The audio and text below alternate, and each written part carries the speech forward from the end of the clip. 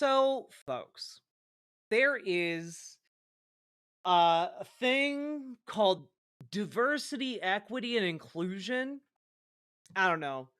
But apparently, Donald Trump, not a big fan of it. And luckily, we got a new court case saying, hey, those DEI executive orders that Donald Trump put out, they actually violate the Constitution. And in fact, um, we're striking them down. So, major win here, as pointed out by Mark Elias. Excellent work over at Democracy Docket, by the way. All of you should check it out. But yeah, it's great. It's great stuff. This is maybe one of the biggest defeats he has seen in court so far. So, and one thing that I find very significant about this is that they are still very worried about what the courts are going to do, which is good for us. Because if they weren't worried about the courts, that's when we really have to start getting worried. Like, I mean, we should be worried already. If you're paying any amount of attention, you should be worried. But, like, the signal of them not being afraid of the courts indicates that they have amassed enough power where they can effectively ignore it, ignore the outcomes. And that is when we start getting into a much cooler part of the cool zone. And that would be bad for everybody involved. Okay? Um, Additionally, I did want to point this out. Okay? And it is frankly that there are a lot of people in this country beyond the courts, just average, everyday working people who are extraordinarily angry about what is happening in this country, who are, you know, ready to fight. And no, like when it comes to ordinary people, they're not just ready to fight in the courts. They're not just ready to fight by calling their legislator. They're they're ready to like throw down fisticuffs in the streets over this. And they're not afraid to say it out loud with their whole chest. And it's great to see because we need more and more people to express that they are ready if need be to do that. Because one of the things we are currently engaged in, just as a whole, as a movement against fascism, is to demonstrate that they cannot simply roll over us, that there is, in fact, an awareness and an appetite for conflict in the American people against people who would be kings. I think that slumbering in the heart of almost every American, that fight exists. And it takes a certain amount of awareness and a certain amount of willingness in order to rouse that fight into a blazing inferno. But stuff like this, town halls like this, I was watching this at maybe like 2 o'clock in the morning. I stumbled across this because I was too stressed out to sleep. This was maybe 2 nights ago. And I came across this footage from a town hall and it made me tear up because this, to me, this is beautiful. All right.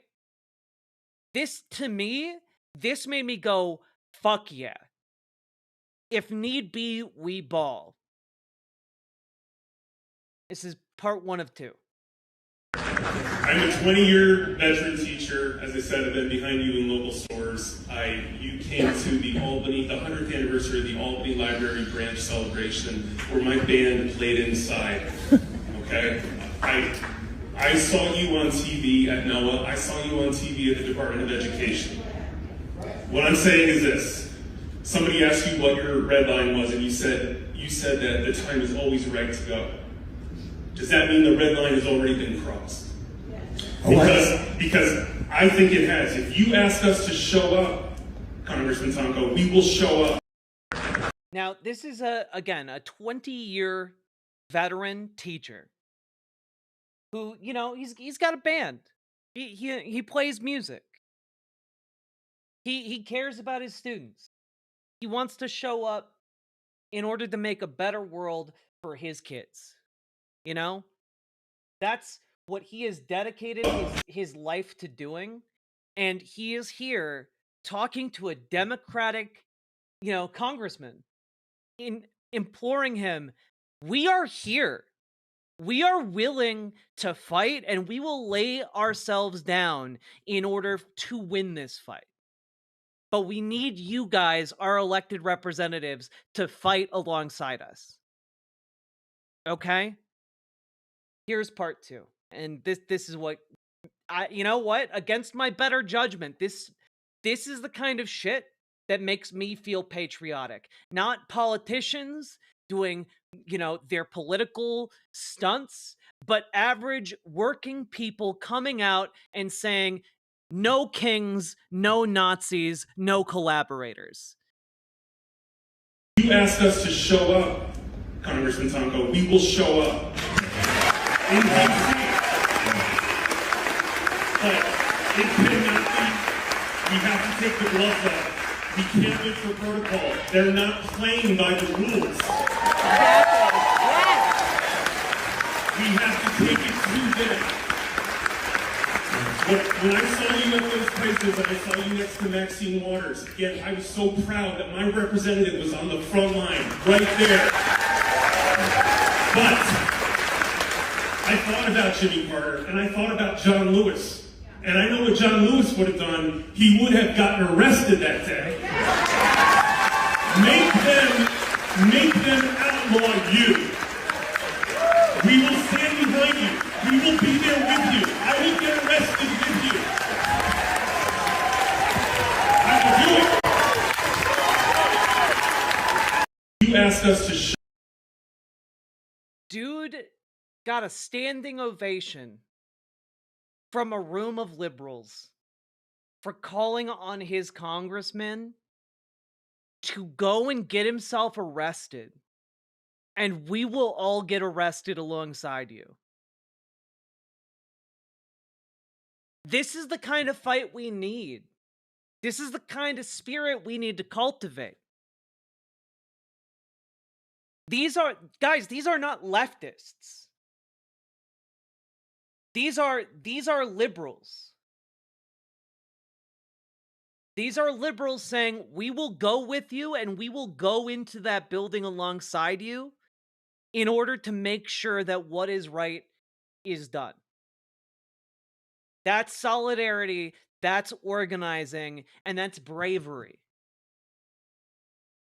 We need more of that. Okay? We need more of that. Because honestly, we're getting to a point of radicalization here where, like, we need demonstrations of nonviolence on that scale. We need people willing to go and get arrested in order to make points to our elected officials and to our government. That is a room of liberals awakening and rising to the political moment, understanding the existential threat that we are all currently under, and saying, we will stand up alongside you. And that is good. Because one of my biggest worries was that we were just going to continue sleepwalking through a fascist takeover. But that does not appear to be what we're doing. To our credit.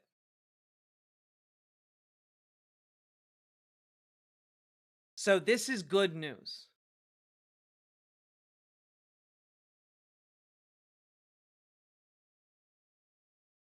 Wait, was he Fed posting? No, because he's not saying we're going to go in there and we're going to kill those guys. He's saying we're going to go in there and we're going to non-violently protest in the, vein of like the civil rights movement. That's what he's saying. But that is still a very extreme position for liberals to take. Okay? No, and that's the thing, Simric. That's the thing. Most of the mainstream media here is not covering stuff like this. Or if they are, they're giving it kind of like this milquetoast veneer of like, oh man, Republicans really get an earful from, from their constituents. And it's like, that's not what's happening. There have not been sufficient pieces done on the pure, unadulterated rage that people have for this current administration, you know? So, like, so many people they just want their democratic elected officials to fight. And every day there's more news rolling out of, thousands more workers fired, or, the people working on on the H5N1 flu got fired. And like, god, I went down a rabbit hole the other day about like the avian flu and how it could kill up to 1 billion people, and I'm just like, geez, I can't do that right now. I can't deal with that on top of everything else. But like, holy moly. Firing the people working on solving that problem seems like a really bad idea. Um, they read stories about like the people who safeguard our nuclear arsenal getting fired. They read about the absolutely transparent graft going on in the US government, where we're just handing out billions of dollars to these private corporations. Okay? And, you know, meanwhile, we have like existential problems that are getting, yo-yoed around. Last week I was going to talk about it and I never quite got around to it because by the time I was going to talk about it, it had been reversed. But like something like 850 staff from like indigenous hospitals had been fired on from like the health service that provides healthcare on native reservations. Like a 10, like I think it was something like 1/10 of the staff there got fired, effectively like crippling their ability to provide health services across the nation. And luckily RFK Jr. reversed that decision. But like, this is not the sign of a government that is doing well. Like, this is indecision. This is multiple factions working against each other. This is chaos. And a lot of that chaos is by design, but people get fucking angry at chaos in a government because guess what? The government has been designed specifically to not be chaotic. When you have a government service, you want it to be as stable as possible because the stability of the government is one of its core functions, one of its core value prospects. And so messing with that destroys the value of the government for a lot of people, and it makes them really mad because not only is that the value that the government provides to them, but they also know people in government. They also know, people have been fired, people who can no longer get the services they were required to live. Oh, sneeze. Sorry.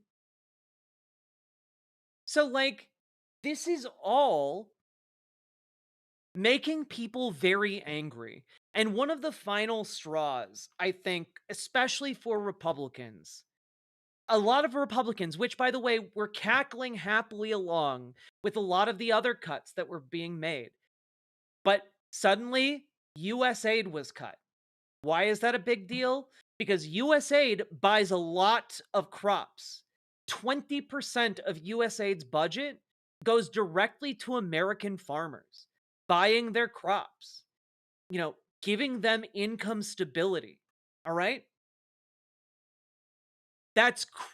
Suddenly they're realizing, oh, wait, a massive amount of my crops aren't going to be bought by the government anymore because of all the cuts, because all the people who bought the crops are gone. Suddenly, they're hearing about their elected representatives secretly trying to cut Medicaid, Medicare, and Social Security. Those three things by themselves are services that keep entire towns, entire cities alive. Okay? Aging small towns are kept afloat by those programs. Rural hospitals are kept afloat by those programs. Like when you cut those, when you cut half the people off of Medicaid, suddenly all of these Republicans who've been like, "Ah, yeah, make the government efficient again, make it work like a corporation. Hell yeah, trickle down economics." Suddenly they're realizing that trickle down economics is just rich assholes peeing on them and telling them it's rain. And they legitimately thought it was all just a joke to own the libs. But suddenly the services they rely on are being threatened, and they're not happy about it either. So they're turning out and they're fighting as well. All right? Like it's crazy. But not only that, we've got folks like we got folks out there like Sean Fain. Dude could very easily be president if he wants to be. Just throwing that out there. They can't decide who the fuck they want to represent.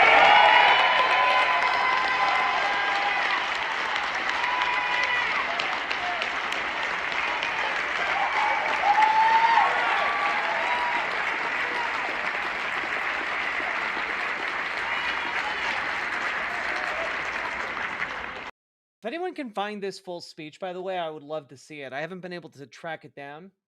But Sean Fain here calling out the Democratic Party for not being combative enough. Calling out specifically spineless cowards like Hakeem Jeffries, leader of the House, where Hakeem Jeffries, before he decides anything, has to run off to Silicon Valley to consult his billionaire friends who currently work for the Republicans. Like, dude is awful and should resign. Hakeem Jeffries resign. And Sean Fain out here saying they can't decide who the fuck they want to be. And you know what? Why is Jeffries being so flaccid? Because he's like the bane. I'm going to say this. He's like the bane of Democratic politics. He's been raised in the Citizens United money, bathed in it. His entire existence as a political figure has been fueled and funded by big tech billionaires. And he cannot imagine doing politics any other way after having been so thoroughly molded by it. That's his problem. And a lot of people in the Democratic Party haven't realized yet how big a threat, how big of a dagger is being held to the political throat of their party by this big money infiltration. All right? They haven't realized it. And I think that this is kind of a wake-up call for a lot of Democrats, just how beholden they are to money. Okay? Can we replace Hakeem Jeffries one of our daily phone calls to our elected representatives? Sure. Why not?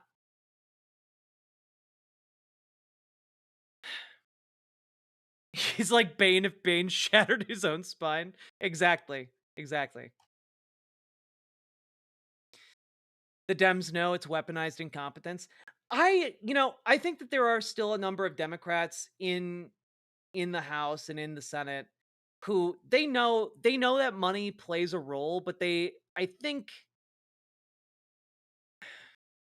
want to think that they are on some level like caught by surprise here, but I'm open to being wrong on that one. There's a part of me that wants to believe that there can be a wake-up call sufficient for them to actually do something. But I think that wake-up call is going to be overwhelming public pressure. Like, I think at the end of the day, what it has to be is that via our democratic processes, via our organizing, we need to be the ones to replace the dagger at the political throat of the Democratic Party. Like that needs to be kind of what happens, where like it doesn't matter how much money you raise, we will mobilize and end your political career the second you turn on us. We need to be politically aware and be politically active and enough to do that. That should be our goal.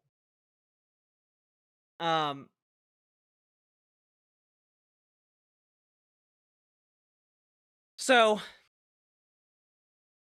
that's kind of where I'm at. Like we have oh yeah, Hakeem Jeffries knows. Yeah, Hakeem Jeffries absolutely knows. He's spineless. He's been bought. He's been paid for. He's their pet dog.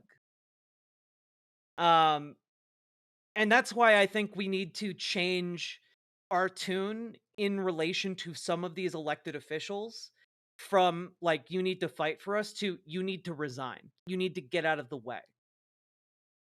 You need to get out of the way or we will make you get out of the way. Because the fight is going to happen regardless with or without Democrats. And I would really rather we are able to stop them via political means rather than things escalate, you know? But who knows? Who knows where we're going to be? Like, all I'm going to say here is that this shit infuriates me. Are you satisfied with Democratic leadership right now? Do you think Democratic leadership is doing enough, or would you like them to see them do more? Well, I think that we have to realize that we're in the minority. They have the White House, they have the House, and they have the Senate. So the tools that are available to us here as legislators, certainly as senators, members of Congress, they are limited. And are you like, no, I'm sorry. If you give an answer like this on television, that should be a career ending for you as a Democrat. You were elected as a leader for your people. And if the kind of leadership you espouse on television to the people you represent is that, oh, well, there's nothing we can do. You need to be gone. You need to flee before your constituents tar and feather you in the next election. All right? Like, I'm sorry. This should be a career ending. Because saying, oh, geez, we've done everything we can in the face of a fascist coup is not good enough. Okay? You gotta fight. You gotta fight like there's an intruder in your home who means to kill you. Because that's what we are dealing with on a political level here. Mitch McConnell thwarted the president of the United States and a mostly majority Congress for years. Open his playbook. Get creative. satisfied? Like, geez Louise. Okay? One of the things here that I just wanted to take a look at. All right? Where did I put it?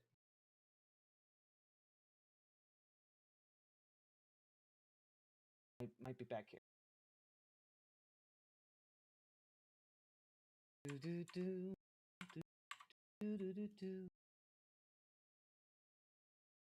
Yeah, here we go. Democracy Now!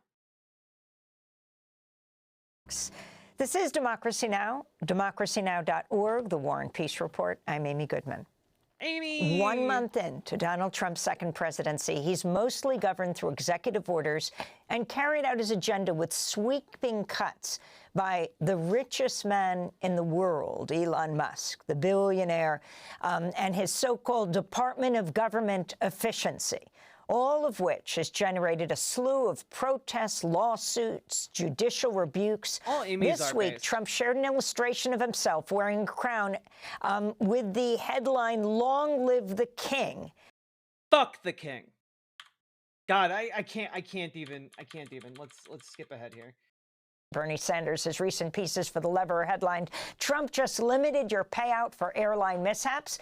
Elon doesn't want you to know his DEI past.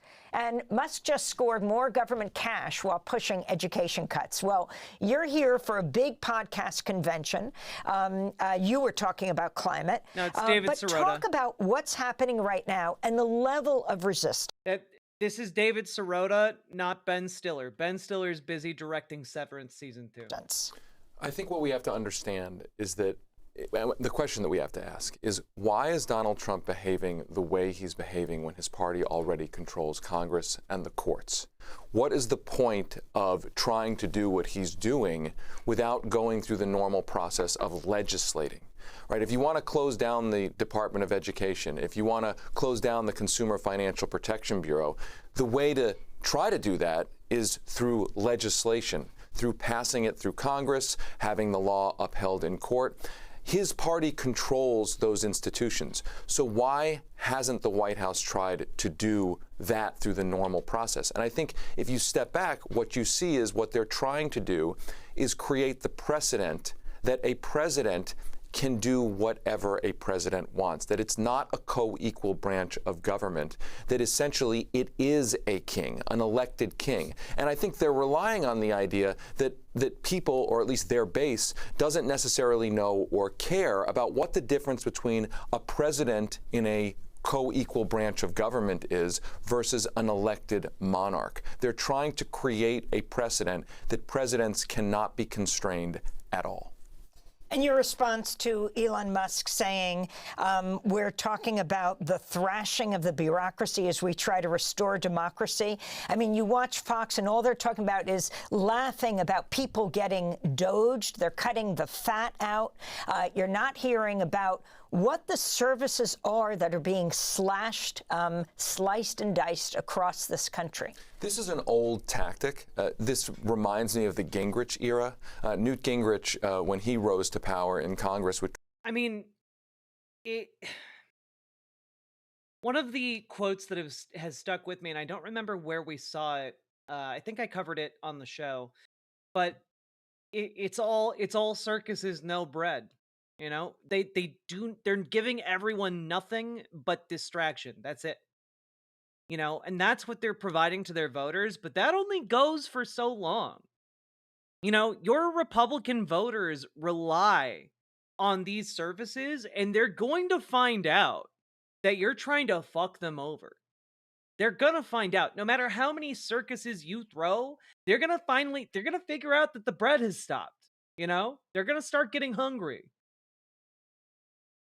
Come out and pick out one or two science projects that sounds on its face ridiculous. Oh, the government's spending $2 million to study cow flatulence. Oh, this means that the entire government is wasteful. Meanwhile, there's a reliance that there's not an understanding of what scientific research ends up developing. And I think they're applying that across the board. And we have to ask the question, well, why? The richest man in the world is also one of the largest government contractors. So there's an inherent conflict of interest Oh, but I thought he was just so efficient at his job. He's just so efficient.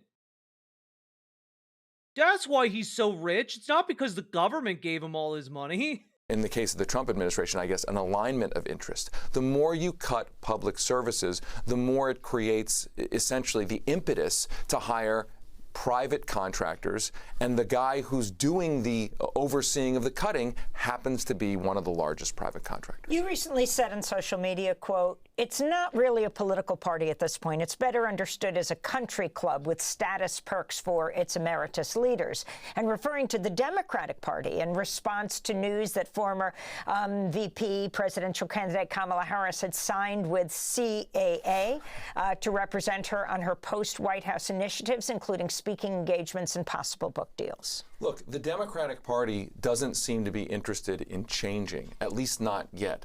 They reelected their same leaders who oversaw the policy and party positioning that led to Trump's re-election. Yeah, and I don't know that is possible to do again. I hope it's not. Like, I hope this level of awareness of Donald Trump is going to lead people to better better options in the coming elections. Because right now, folks, I don't know how many of you have had time or the bandwidth to actually look around at what different potential power players in 2028 might be doing, but they're showing you their worth right now in this time of crisis. And I think it's worth taking note. You know, if we do get to a 2028 elections, and I do think we will, barely, who in the field right now is actually doing the work to oppose fascism in a meaningful way? You know, in the last election cycle, I heard a lot of buzz about folks like Gretchen Whitmer. I heard a lot of buzz about Josh Shapiro, you know, folks who wanted to run for president. You know, they're gearing up for it. And I gotta tell you guys, Gretchen Whitmer, right now, she's touting how she's like deployed National Guard troops to arrest undocumented immigrants. Josh Shapiro is talking about how much he's looking forward to bipartisanship with the administration. But you know who's not? You know who's not doing that? And I think it is worth pointing out because honestly, I was really impressed.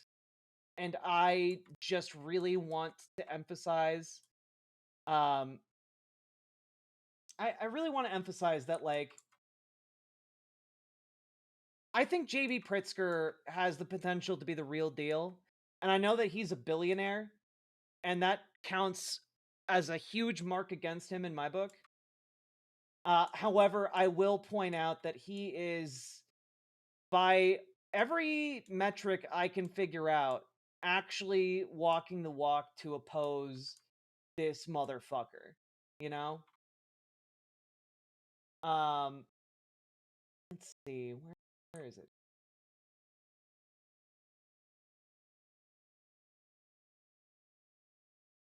I have so many tabs, I'm sorry. Taking me a minute. Here it is.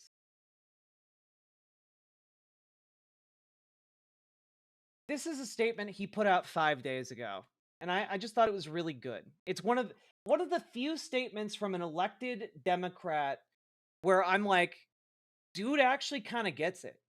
He understands the political moment. The root that tears apart your foundation begins as a seed of distrust, hate, and blame.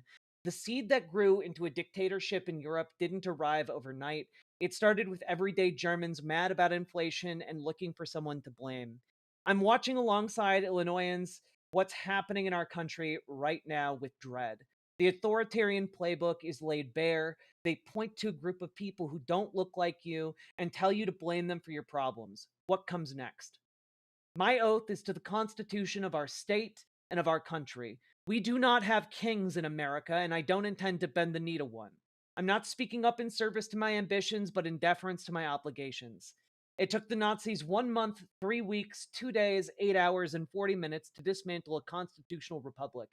When the fire starts to burn, every good person better be ready to man a post with a bucket of water if you want to stop it from raging out of control.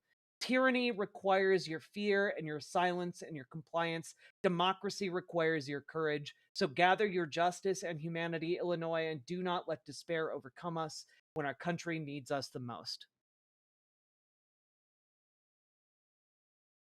One of the few people in this entire country of elected Democratic officials actually saying what is happening.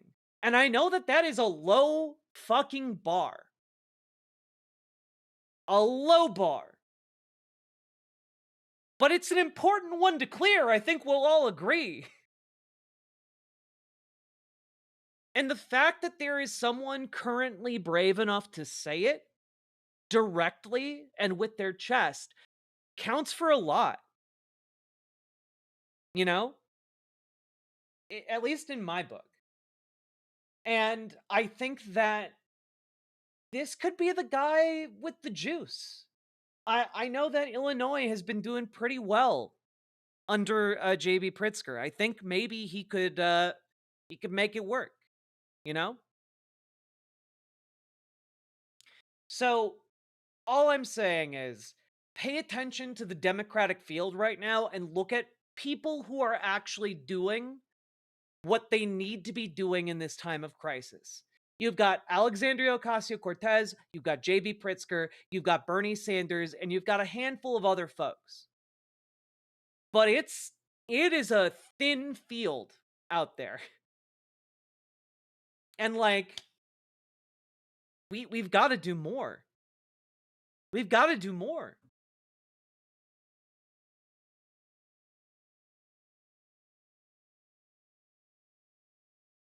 And like, I don't know. I think that if you are someone who cares about democracy, about freedom, about not being ruled by kings or Nazi fucks, you have to be ready to do everything you can to prevent that reality from happening. You have to be ready to go out and vote. You have to be ready to go out and protest.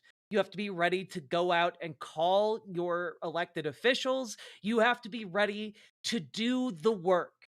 Because democracy is not born out of complacency. Democracy is born out of action. All of us working together is what makes democracy happen.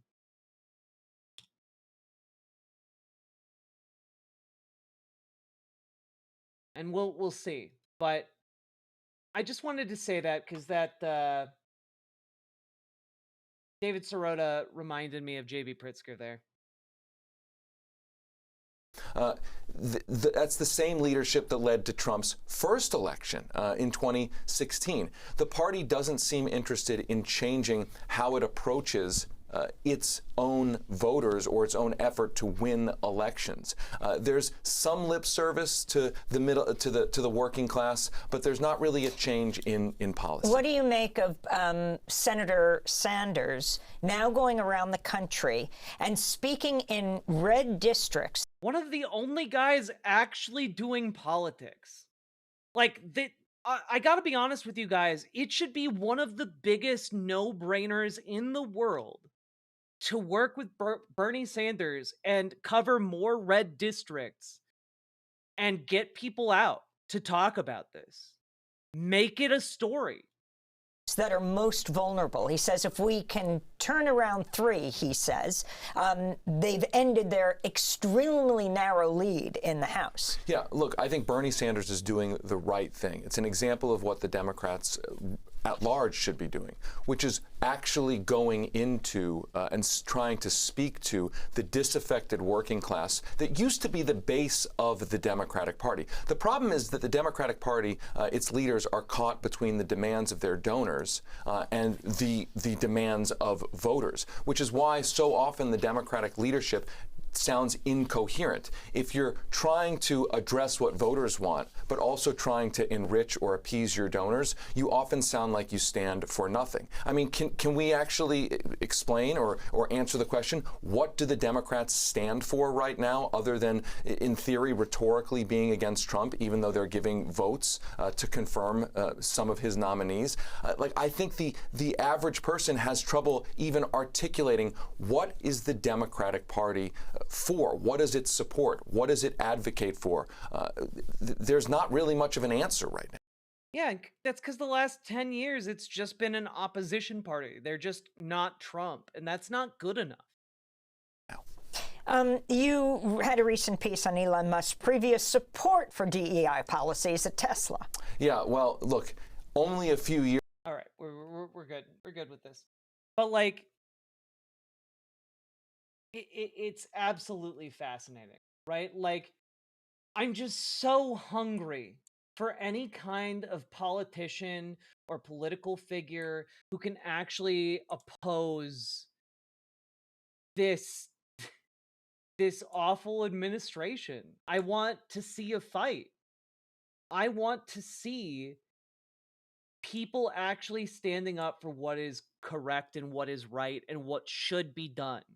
You know, that's kind of the thing. When you make a statement about how things should be, you're making yourself The news you vulnerable. shared about it, Josh Shapiro, is so disappointing but reminds me of what you said like 2 weeks ago.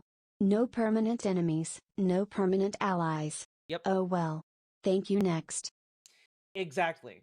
And that is kind of core, what I think should be core to a lot of how we approach the years ahead. And that should be like, we do not marry ourselves to any kind of politician. We have ideas and ideals, and we stick to them. They are what is important, and if one politician serves us for a season, then we move and moves away from that, then we move as Genuine well. question from a non-US person. How come the Dems doesn't embrace unions more? It seems like an easy win since they claim to be the party for labor. Is it really as simple that they're bought? Yes. The short answer there is yes. The longer answer here is that for a very, very long time, ever since the Taft-Hartley Act in America in like, I can't remember offhand what year that was passed, but union power has been kind of kneecapped, and as a result, it's been easier and easier to chip away at that union power in America. And basically, Ronald Reagan helped to kill a lot of unions in the 1980s. And then you get, along with Reagan and the subsequent fallout in politics around Reagan, you get the rise of what's called neoliberalism.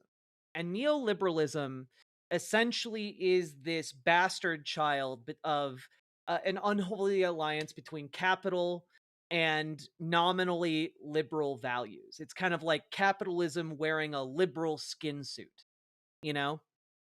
With the idea being that, oh, well, we'll just privatize some of these public things and, they'll be more efficient. They'll run better. They definitely won't come back and like charge us an arm and a leg. And of course, what ends up happening is that you effectively are granting monopolies to these various private companies, and they screw people over constantly. And a side effect of that, and a side effect of other neoliberal policy writ large, is that you begin consolidating government contracts into various contractors who provide government services. And that funnels money into the hands of very few people. And you kind of create a gigantic money sink that funnels absurd amounts of government funds into the pocketbooks of a handful of people in the country. And that's where you get suddenly the rise of mega donors and Citizens United, a court case that basically allowed an unlimited amount of money from capital to be funneled into politics. Prior to Citizens United, there were limitations, and certainly there were people who worked around those limitations and bent the rules, but those limitations kept, billions of dollars from flowing into politics. Those limitations were killed via the Supreme Court in the Citizens United decision, and it allowed what's called dark money to enter.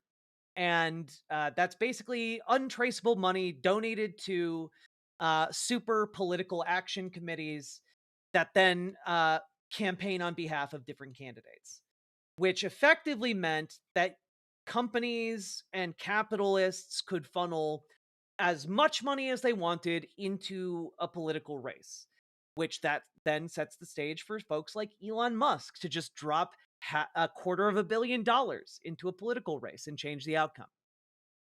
And the essentially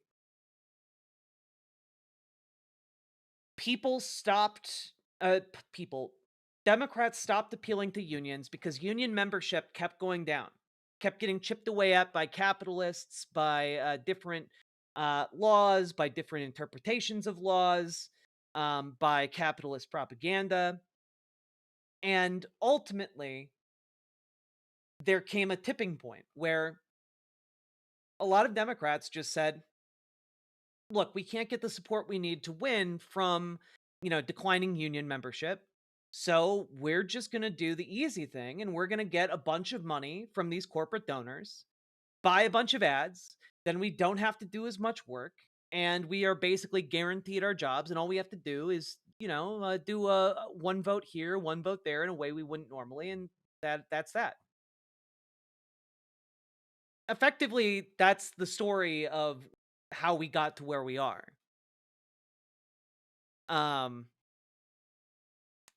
Yeah, there's also like the whole Mr. Anderson, of course, always on point here, dropping the point about outsourcing and like roboticization of different workplaces.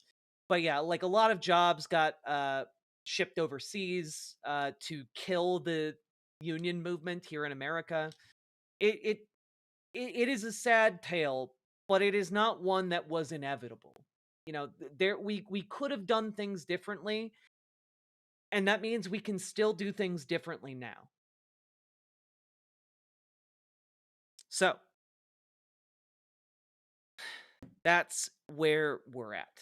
Hope that answers your question. Also,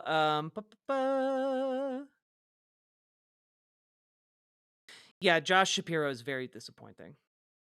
And Media Breakdown, thank you for the $10 super chat. And Fenry, thank you for the $5 dono. If anyone else would like to support the show, this is made possible by viewers like you. I couldn't do it without the subs and donos, folks. I literally couldn't make it happen. You guys are the ones who make this show possible. Thank you so much. And with that being said, somebody did ask earlier who about the interaction between Donald Trump and the Maine governor. Let me pull that out real quick. Real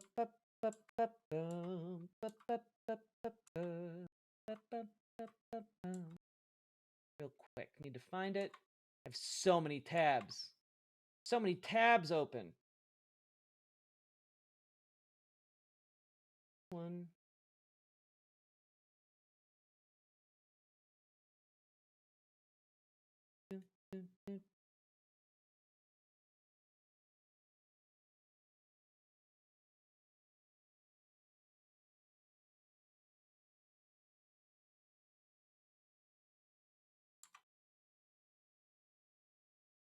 Oh God, where is it? Where is it? Where did I put this tab? There's so many. I'm gonna start exiting out of them. I'm sorry. I've gotta. Here, while I do that, here's a brief clip of Alexandria Ocasio-Cortez, and I know that the scuttlebutt is that she's gonna be running for Senate in the near future, but I do think she's got the juice to run for president if she wanted to. Every day, our job is to wake up and say, what can I do today? Yeah. There is no act too small. That does not matter. Every single action matters. And so when they try to come in, make them show a warrant. Make them show a document. Make them assert their authority. Ask them, who are you? Who are you? Because at the end of the day, they're no one. And he's running around because he thinks he's got a bank account with a lot of zeros in it, that it makes him some kind of super citizen. I don't think so. Every day. Rios Ways, thank you for the $2 super chat. I appreciate it. And that was Sticker Bush Symphony. Thank you for noticing. They're not going to run another woman after the lost twice in a row. Excuse me, I don't think she's going to ask them for permission. I think she's just going to run in the primary. If she does decide to do that, of course. She may not. It is possible that she wouldn't decide to do that. And I think that's interesting. That's good. I don't think she should ask for permission to run. I think that like her going out there and telling her constituents that like, hey, you actually don't have to listen to these slimy weasels. You actually don't. have to open the door for people who don't have a warrant. All right? You don't have to do that. I think that's good. I think that that is maybe some of the best politics actually unfolding right now, and it's really important.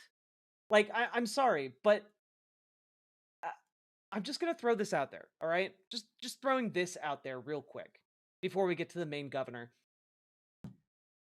This should be something that every elected Democrat brings back to their district and says, I saw this happen, and I am going to fight for you. I will throw down. I will give my life for this cause. I will not rest until you, my constituents, are safe. Because this is insane. I am sad to share that all retirement and disability research centers have been ordered to stop work. My fellowship will no longer exist, and the work of so many talented researchers and dedicated staff will be cut short. That's from the Social Security Administration, chat.